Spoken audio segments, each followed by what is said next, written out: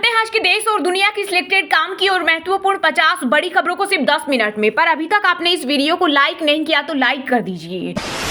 2024 लोकसभा चुनाव के second phase में आज 12 राज्यों और एक केंद्र शासित प्रदेश की 88 सीटों पर होगी वोटिंग। 1198 कैंडिडेट्स होंगे आमने सामने। 2019 में इन सीटों पर सबसे ज्यादा बीजेपी को 50 और एनडीए के सहयोगी दलों ने 8 सीटें जीती थी। वहीं कांग्रेस के खाते में 21 सीटें गई थी और अन्य को 9 सीटें मिली थी। 2024 का लोकसभा चुनाव होगा दुनिया का अब तक का सबसे महंगा इलेक्शन। 2019 के मुकाबले दोगुना हो रहा खर्चा, आंकड़े उड़ा देंगे होश। NGO centre for media studies ने दावा किया है कि इस लोकसभा चुनाव में अनुमानित खर्च 1.35 लाख करोड़ रुपए तक पहुंचने की उम्मीद है। चुनाव आयोग ने आचार संहिता उल्लंघन मामले में पीएम मोदी और राहुल गांधी को भेजा नोटिस। इसी ने बीजेपी और कांग्रेस अध्यक्ष 29 अप्रैल तक मांगा जवाब। दोनों नेताओं पर चुनावी भाषणों में धर्म, जाति, समुदाय व भाषा के आधार पर नफरत और विभाजन पैदा करने का आरोप। अब महज 100 रुपए में होगा 6000 वाला टेस्ट। एम्स ने तैयार की सर्वाइकल कैंसर जांचने की बीकेवी नैनो तकनीक। वहीं सबसे बड़ी बात यह है कि इसके लिए किसी बड़े लैब में जाने की जरूरत भी नहीं होगी। तमिलनाडु के किसानों ने किया अनोखा प्रदर्शन। दिल्ली के जंतर मंतर पर अपनी मांगों को लेकर हड्डी और इंसानी खोपड़ी के साथ दिया धरना। किसानों की मांगे है कि उनकी फसलों की दोगुनी कीमत, किसान को व्यक्तिगत बीमा और प्रतिमाह 5000 रुपए पेंशन मिले। अब एआई में एनसीएस पोर्टल को सवारी की केंद्र सरकार। युवाओं को बस एक क्लिक में मिलेगी हर नौकरी की जानकारी। इसमें एआई और एमएल जैसे टेक्नोलॉजी का इस्तेमाल किया जाएगा ताकि युवा इससे अधिकतम लाभ कम समय में उठा सके। सूरत तो बस झांकिए, पूरा देश अभी बाकी है। आप सांसद संजय सिंह बोले 2024 का चुनाव अंतिम चुनाव है। इसमें अगर बीजेपी जीतती है तो आगे से देश में चुनाव होंगे ही नहीं। देश में संविधान, आरक्षण और जनता के अधिकार खत्म हो जाएंगे। इसकी शुरुआत गुजरात के सूरत से हो चुकी है। भारत के प्रसिद्ध मसाला ब्रांड एमडीएच और एवरेस्ट को लेकर स्पाइसेस बोर्ड ने उठाया बड़ा कदम। सिंगापुर और हांगकांग भेजे गए मसालों की होगी जांच। सत्ता के लिए आंखों में धूल झोंक रही कांग्रेस। मध्य प्रदेश की मुरैना में जनसभा को संबोधित करते हुए बोले पीएम मोदी, कहा कांग्रेस यदि सत्ता में आए तो एक्सरे का हथकंडा अपनाकर घर में रखी संपत्ति भी लूट लेगी। कांग्रेस के लिए परिवार ही सब कुछ। इन्होंने चोरी छिपे छीना ओबीसी का आरक्षण। 44 ट्रेनें रद्द और 64 के बदले गई रूट। पंजाब में अपनी मांगों को लेकर किसानों के रेल रोको आंदोलन से बुरी तरह प्रभावित हुई रेलगाड़ियां। पीएम मोदी ने बताया 405 सीटें क्यों चाहिए। सागर की सभा में कहा कांग्रेस धर्म के आधार पर आरक्षण देना चाहती है। कर्नाटक में धर्म के आधार पर आरक्षण दिया कांग्रेस। यही फॉर्मूला पूरे देश में लागू करना चाहती है। दलित, आदिवासी और ओबीसी के आरक्षण की चोरी बंद करने के लिए मोदी को 400 पार चाहिए। अब वेटिंग और आरएसी टिकट कैंसिलेशन में रेलवे की ओर से अलग से चार्ज नहीं लिया जाएगा। रेलवे ने वेटिंग टिकट कैंसिल करने पर लिया बड़ा फैसला। सोने चांदी की कीमतों में फिर से हुई तेजी। आईबीजेए के अनुसार 24 कैरेट सोना 71,841 रुपए प्रति 10 ग्राम पर पहुंच गया। वहीं चांदी 80,576 रुपए प्रति किलोग्राम बिक रही। खुद पर आई तो राजीव गांधी ने खत्म कर दिया था विरासत टैक्स। पीएम मोदी ने कांग्रेस पर बोला हमला। का इंदिरा गांधी की संपत्ति को बचाने के लिए कांग्रेस ने विरासत कानून को खत्म कर दिया था। अब ये फिर से टैक्स लगाना चाहती है। वहीं कांग्रेस बोली हमारे मैनिफेस्टो में विरासत टैक्स का जिक्र नहीं। पहले चरण के मतदान के बाद कांग्रेस की आंखों में आई चमक। प्रियंका गांधी भी लड़ सकती है लोकसभा चुनाव। कहा जा रहा है कि राहुल वायनाड के साथ अमेठी से भी पर्चा भरने वाले हैं। यह उनका पहला चुनाव होगा। अब तक वे पार्टी के लिए चुनाव प्रचार तो करती रही लेकिन खुद उन्होंने कोई प्रत्यक्ष चुनाव नहीं लड़ा। अरुणाचल में चीन सीमा और मूसलाधार बारिश से मची तबाही। दिमाग वैली को देश से जोड़ने वाला नेशनल हाईवे 313 लैंडस्लाइड में बहा। घटना का एक वीडियो सोशल मीडिया पर हो रहा वायरल। एमपी में कांग्रेस राज पर गरजे पीएम मोदी। कहा कांग्रेस ने सैनिकों के हाथ बांध रखे थे लेकिन हमने सैनिकों को खुली छूट दी और कहा सीमा पर से एक गोली आए तो 10 चलनी चाहिए। डायनासोर की तरह विलुप्त हो जाएगी कांग्रेस और सपा। रक्षा मंत्री राजनाथ सिंह का बड़ा बयान। कहा वे दिन अब करीब हैं जब समाजवादी पार्टी और कांग्रेस अतीत की बात हो जाएगी। यूट्यूबर मनीष कश्यप बीजेपी में हुई शामिल। लोकसभा का चुनाव नहीं लड़ेंगे लेकिन बिहार में एनडीए के लिए करेंगे प्रचार। इससे पहले उन्होंने ऐलान किया था कि वो पश्चिमी चंपारण सीट से लोकसभा का चुनाव लड़ेंगे। वंदे भारत ट्रेन में सफर करने वाले यात्री दे ध्यान। रेलवे ने बदला नियम। यात्रियों को 1 लीटर की जगह 500 मिलीलीटर की पानी की बोतल प्रदान की जाएगी। अधिकारियों का कहना है कि पानी की बर्बादी को रोकने के लिए यह कदम उठाया गया है। सीएम है तो क्या गिरफ्तार नहीं होंगे अरविंद केजरीवाल। ईडी ने सुप्रीम कोर्ट में हलफनामा देकर कहा वे नो समन का जवाब देने नहीं आए। उनके आचरण से ही लग रहा है वो शराब घोटाले के दोषी। देश भर में मलेरिया उन्मूलन परियोजना का अंतिम चरण हुआ शुरू। इसके तहत 28 अप्रैल होंगे बीमारी मुक्त। यह अभियान अप्रैल 2024 से मार्च 2027 तक राष्ट्रीय केंद्र वेक्टर जनित रोग नियंत्रण की निगरानी में चलाया जाएगा। बिहार में जेपी नड्डा अपने साथ लाए बहुत सारे बैग। जहां चुनाव हो रहे वहां बांट रहे। आरजेडी नेता तेजस्वी यादव ने बीजेपी के राष्ट्रीय अध्यक्ष पर लगाए गंभीर आरोप। हालांकि तेजस्वी ने यह नहीं बताया कि इन बैगों में क्या था। 13 मई को होने वाले चुनाव के लिए अखिलेश यादव ने किया कन्नौज सीट से नामांकन। बोले एक बार फिर दोहराया जाएगा इतिहास, इस बार होकर रहेगी क्रांति।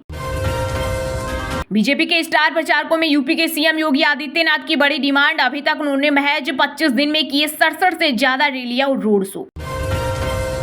बाथरूम से लेकर अरविंद केजरीवाल के खाने तक की हो रही जासूसी। आप सांसद संजय सिंह का बड़ा आरोप। पीएम मोदी को लिखी चिट्ठी।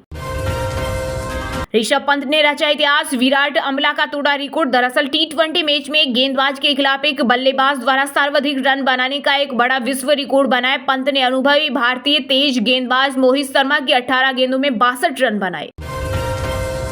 भारत से वार्ता करे पाक सरकार। आर्थिक संकट से उबरने के लिए कारोबारियों ने प्रधानमंत्री शहबाज शरीफ से की खास मांग। अभिनेता को ही देना है टिकट तो रणवीर ऋतिक को क्यों नहीं। गुरुग्राम लोकसभा सीट से कांग्रेस के टिकट के लिए राज बब्बर की दावेदारी पर उठे सवाल।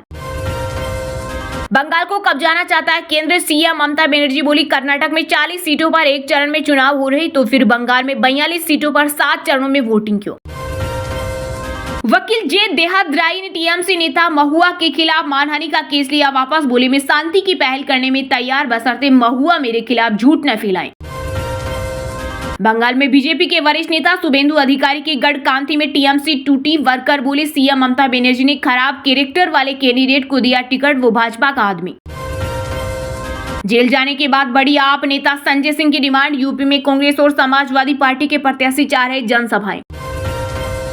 आईपीएल के अवैध स्ट्रीमिंग मामले में महाराष्ट्र साइबर सेल ने एक्ट्रेस तमन्ना भाटिया को भेजा समन। अभिनेता संजय दत्त को भी किया गया तलब। वोटिंग से एक दिन पहले आरजेडी उम्मीदवार बीमा भारती की बड़ी टेंशन। 10 लाख रुपए के साथ दोनों पीए गिरफ्तार। संदेशखाली मामले में एक्शन मोड में सीबीआई। 5 लोगों के खिलाफ दर्ज की एफआईआर। जमीन हड़पने और यौन उत्पीड़न को लेकर चल रही जांच। पटना जंक्शन से 50 मीटर दूर पाल होटल में अचानक आग लगने से अब तक 6 लोगों की मौत और 20 घायल। 45 को किया गया रेस्क्यू। कई लोगों ने कूदकर बचाई जान।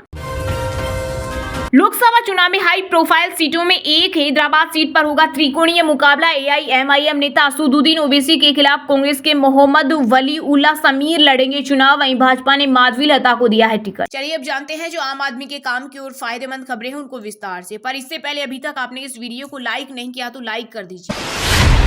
चुनाव आयोग ने आचार संहिता उल्लंघन मामले में पीएम मोदी और राहुल गांधी को भेजा नोटिस। इसी ने बीजेपी और कांग्रेस अध्यक्ष से 29 अप्रैल तक मांगा जवाब। दोनों नेताओं पर चुनावी भाषणों में नफरत फैलाने का आरोप।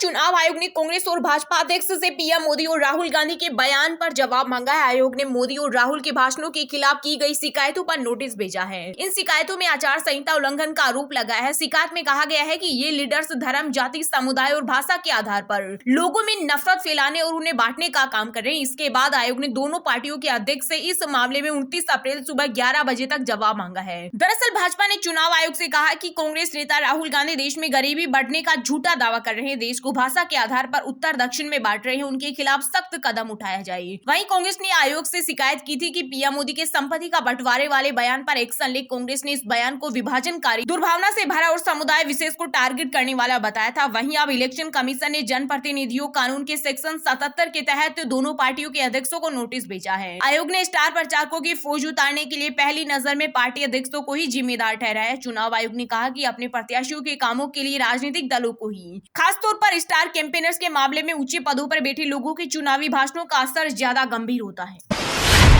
सूरत तो बस झांकी है, पूरा देश अभी बाकी। आप सांसद संजय सिंह बोले 2024 का चुनाव अंतिम चरण में है। इसमें अगर बीजेपी जीतती है तो आगे से देश में चुनाव होंगे ही नहीं। लोकसभा चुनाव के बीच आपके राज्यसभा सदस्य संजय सिंह ने आरोप लगाया है कि केंद्र की मोदी सरकार देश में लोकतंत्र खत्म करना चाहती है, चुनाव प्रक्रिया हमेशा के लिए बंद करना चाहती है। आप मुख्यालय में प्रेस वार्ता कर संजय सिंह ने कहा कि इस कड़ी में ताजा उदाहरण सूरत का है, जहां कांग्रेस सहित अन्य सभी उम्मीदवारों के नामांकन रद्द कर भाजपा उम्मीदवारों को निर्विरोध निर्वाचित घोषित कर दिया गया है। संजय सिंह ने कहा कि इससे पहले चंडीगढ़ मेयर चुनाव में भी यही हुआ। इतना ही नहीं, उत्तराखंड, अरुणाचल प्रदेश व महाराष्ट्र सहित अनेक राज्यों में भी भाजपा शासित केंद्र सरकार ने बिना मतदान करवाए सरकार बदल दी। उन्होंने कहा कि अगर इस बार के लोकसभा चुनाव में भाजपा को 400 से ज्यादा सीट मिली तो ये लोग देश का संविधान बदलकर चुनाव की परंपरा को ही खत्म कर देंगे। संजय सिंह ने आगे कहा, न फिर आरक्षण रहेगा और न किसानों और गरीबों के हक की बात, इसलिए जनता सावधान रहे और सोच समझ कर ही मतदान करे।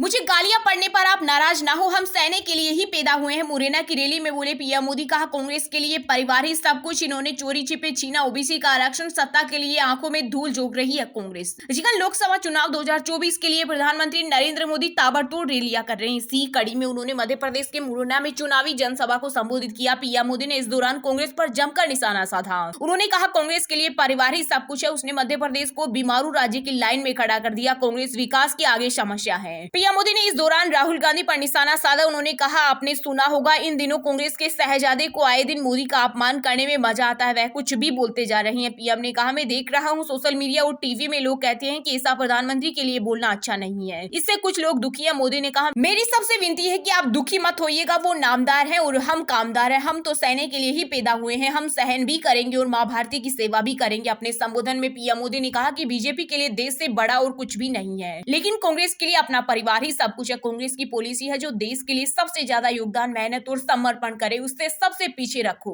इसलिए कांग्रेस ने इतने वर्षों तक सेना के जवानों की 1 रैंक 1 पेंशन जैसी मांग पूरी नहीं होने दी। हमने सरकार बनते ही 1 रैंक 1 पेंशन को लागू किया। पीएम ने आगे कहा कि कर्नाटक में कांग्रेस की सरकार है। इन्होंने कर्नाटक में जितने भी मुस्लिम समाज के लोग हैं उन सभी को ओबीसी घोषित कर दिया है। यानी वहां कांग्रेस ने शिक्षा और सरकारी नौकरी में पहले जिन ओबीसी लोगों को आरक्षण मिलता था, उस ओबीसी समाज में इतने सारे नए लोग डाल दिए कि उन्हें जो आरक्षण मिलता था वो उनसे चोरी छिपे मुख्य समाचार बड़ी खबरें यही समाप्त होती है। आप हमें कमेंट करके बताएं कि क्या सच में चुनाव जीतने के लिए नेता कितने भी नीचे गिर सकते हैं। और हाँ, वीडियो को लाइक जरूर करना और अपने दोस्तों के साथ व्हाट्सएप फेसबुक पर शेयर करना और चैनल को सब्सक्राइब करके बेल आइकन को प्रेस कर लेना। मिलते हैं आपको कल देश दुनिया की बड़ी खबरों के साथ। बहुत बहुत धन्यवाद।